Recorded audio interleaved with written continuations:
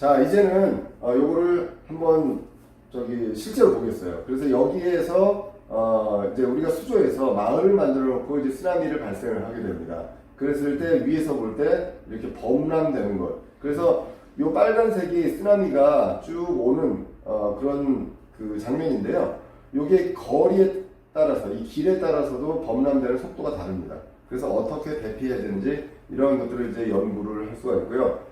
여기다 각각 장비를 놔서 얼마만큼의 범람이 수위가 올라갔는지 이런 것들도 이제 볼 수가 있습니다.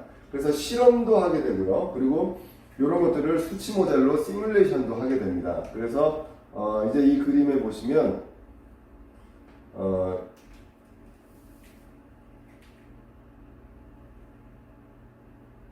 네, 여기서 이렇게 보시면 쓰나미가 와서 이 똑같은 상황에서 이렇게 침수가 돼서 가는 모습들, 이러한 것들을 이제 컴퓨터 시뮬레이션을 통해서도 이제 예측을 이제 하게 됩니다. 그래서 사실은 이 세 가지 발생, 전파, 범람 중에 우리한테 가장 직접적으로 피해를 주는 것은 범람인데, 그러면 전파는 왜 중요하냐? 우리가 얼마만큼 빨리 알아서 도망갈 수 있는 시간을 벌 수 있느냐, 그게 중요하고, 발생은 이 발생이 어디에서 일어나는지를 알아야 되느냐, 이 관점에서 이제 굉장히 중요한 그러한 연구 포인트가 되겠습니다. 교수님, 여기 시뮬레이션을 하고 있는 여기는 어딘가요? 여기는 제가 설명을 빠뜨렸네요. 네. 죄송합니다. 여기 이제 미국의 오레곤 주립대학교에 있는 수조입니다. 그러니까 수영장 같은 거라고 보면 돼요. 우리가 우리나라에도 이제 워터파크가 많이 있는데 거기에서 이제 파도 풀이 있죠. 그런 것처럼 이 끝에서 이제 파도를 만들게 됩니다. 만들게 되는데 그래서 이제 이 파도를 만들어서 우리가 가상의 시나리오를 통해서 이런 어떤 마을에 어떠한 피해가 있는가, 그런 것들을 이제 우리가 예측을 하게 되는데, 이 크기가 한 축구장 반만한 정도의 크기가 되겠습니다. 교수님, 저기 컴퓨터 시뮬레이션 지금 결과 장면 보면 네. 중간중간 이게 보라색이 물로 들어왔는데 중간중간에 침수 안 되는 거는 건물의 높이의 차이일까요? 예, 맞습니다. 이제 여기에서 보면 요 디귿자가 있죠. 요게 이제 오레곤에 있는 시사이드라는 도시의 호텔입니다. 이 호텔인데, 호텔의 높이가 높다 보니까 여기는 이제 침수가 안 되죠. 그리고 여기에 보면 노란 어떤 집이 있고요. 그리고 빨간 집이 있고 파란 집이 있는데, 파란 집은 철근 콘크리트 건물입니다. 그리고 노란 집은 이제 나무인데, 보통은 그래서 우리가 철근 콘크리트 건물로 이제 대피를 하면 안전하다라고 이제 보여지고 있고요.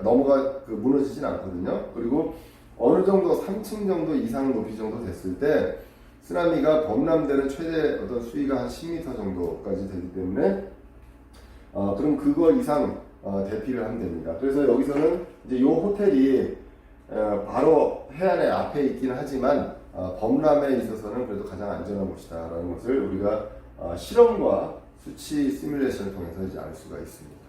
예, 이제 여태까지 배운 내용들이 있는데요. 이제는 두 가지의 파도가 나왔었어요. 풍파가 나왔고요. 우리가 영어로 얘기하면 여기 이제 윈드 웨이브라는 풍파가 있고요. 그리고 쓰나미가 있습니다. 발생 원인이 조금 달랐죠. 그리고 물의 움직임도 좀 달랐습니다.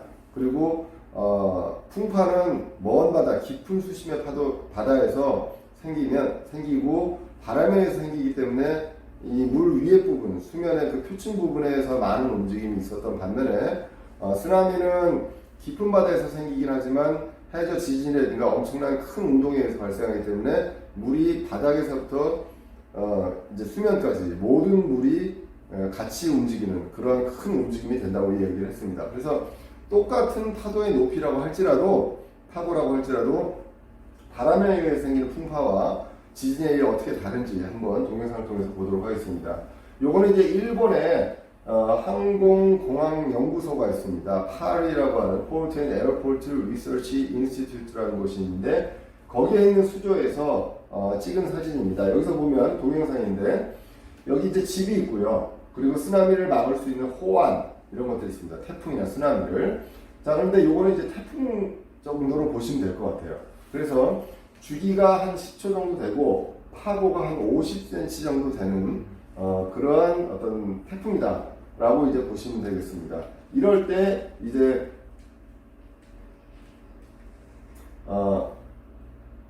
이제 파도가 오면요, 그 태풍이니까 조금 이제 호안을 넘어갈 수도 있겠죠, 그죠?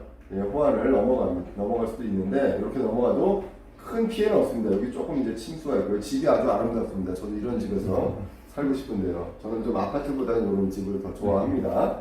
자, 요렇게 될 수 있는데요. 다음에 이제 쓰나미를 보시면요. 파고는 똑같습니다. 파고는 똑같고 주기가 아까 10초에서 이제 20분이 되었죠. 예, 이렇게 되었을 때 어떤 일이 발생하는지 한번 보겠습니다. 똑같은 파고가 오는데요.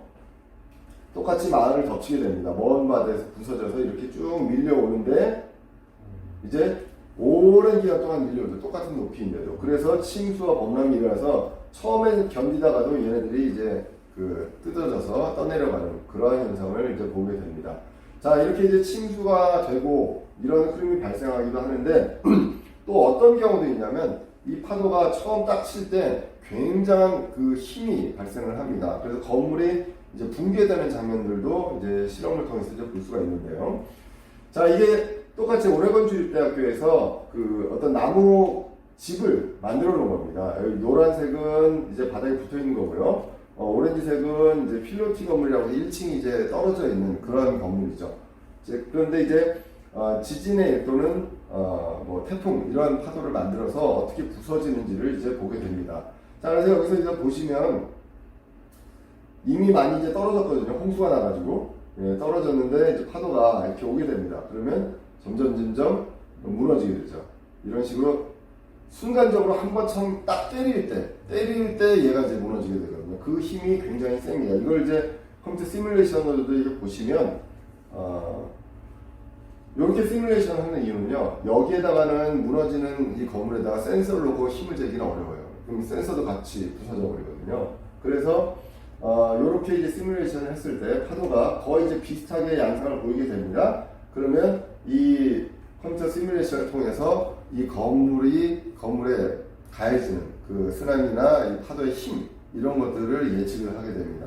그렇게 되면 요 정도 힘이 때리면 얘가 무너진다를 알 수가 있겠죠. 그러면 해안에 이 정도의 파도가 올 수 있다라고 한다면 이 정도 힘에 견디는 집을 만들든가 아니면 그 앞에 뭔가를 세워서 얘를 보호할 수 있는 그러한 것들을 준비를 한다. 설계에 도움을 주기 위해서 이러한 연구들을 이제 하게 됩니다. 교수님 아까 전 영상에서 파도가 길게 쭉 밀고 들어오는 장면이 굉장히 인상적이었는데요. 네네. 이게 파장이 길기 때문에 그냥 한 번 치고 끝나는 게 아니라 그 뒤로 계속 에너지를 가지고 파도가 밀고 돌아오는 그런 현상이겠죠? 정확하게 이해를 하셨습니다. 아주 우수한 학생. 감사합니다. 네. 그래서 10초면 똑같은 높이라고 할지라도 얘가 왔다가 갔다 이렇게 하잖아요. 네. 근데 한 20분 동안 똑같은 높이의 파도가 와가지고 오더라도 계속 뒤에서 밀려오는 거예요. 20분 동안에. 같은 방향으로. 네, 그래서 지금 이런 어떤 현상을 이제 보이게 됩니다. 지금 앞에서 보이는 파도는 거의 비슷하거든요. 그런데 뒤에도 계속 밀려오는 것을 보게 됩니다.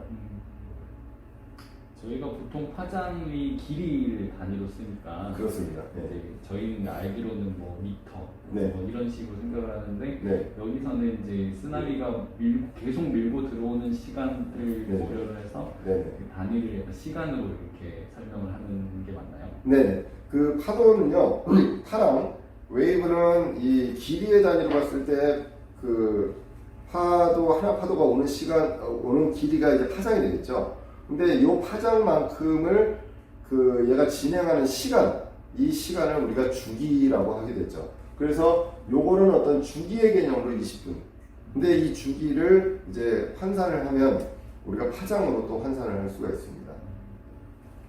지금 아까 다음 장면에서는 필로티 구조 집이랑 네. 일반 건물 두 개 비교해 주셨는데 이 노란색 일반 건물 같은 경우에는 1층에는 사람이 살고 있는 그렇습니다. 집이죠. 네네. 그러면 이런 집은 어떨까요? 우리 필로티 구조가 쓰나미 지진에 의해 위험하다라는 건 알고 있었는데 네.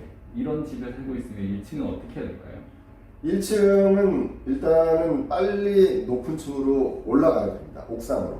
예, 쓰나미가 왔다라고 하면 우리 집의 위치를 하고 우리 집이 3층 이상이다. 일단은 먼저 나무집이냐 그러면 집을 빨리 나가야 되고요.